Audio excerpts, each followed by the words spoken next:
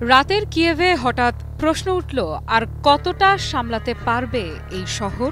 বারবার টার্গেট হওয়া জ্বালানি অবকাঠামো কি আর টিকে থাকতে পারবে? আর সাধারণ মানুষ কতটা নিরাপদ? ঠিক এই প্রেক্ষাপটেই রাশিয়ার ব্যাপক ড্রোন ও ক্ষেপণাস্ত্র হামলায় অন্তত ৪ জন নিহত হয়েছেন এবং আহত হয়েছেন আরও অনেকে।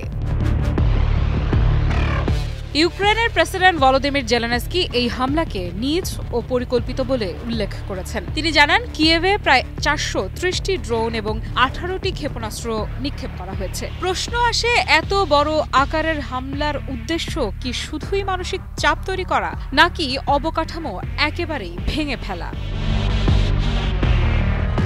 বহুতল ভবন ক্ষতিগ্রস্ত হয়েছে, অসংখ্য কিয়েভের কয়েকটি এলাকায় তাপ সরবরাহ বন্ধ হয়ে গেছে, বিদ্যুৎ ও পানির লাইনও ঝুঁকিতে। কর্মকর্তারা বলছেন, যুদ্ধের এই ধাক্কা শহরের নিত্যদিনের জীবনে আরও চাপ বাড়াবে। তাহলে শীতের শুরুতে এই ক্ষতি কতটা বড় সংকট তৈরি করতে পারে?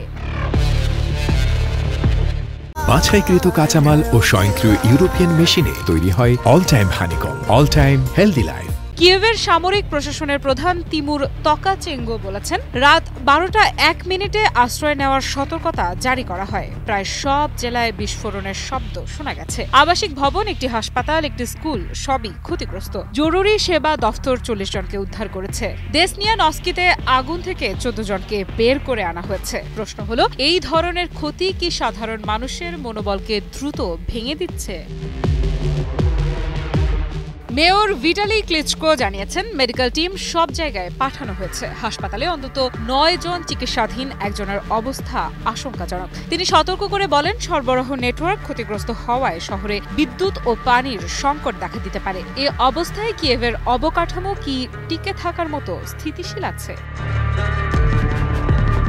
ইউক্রেনের বিমান বাহিনী জানায়, শুধু কিয়েভ নয়, সুমি সহ আরও কয়েকটি অঞ্চলেও ড্রোন এবং বোমা নিক্ষেপ করা হয়েছে।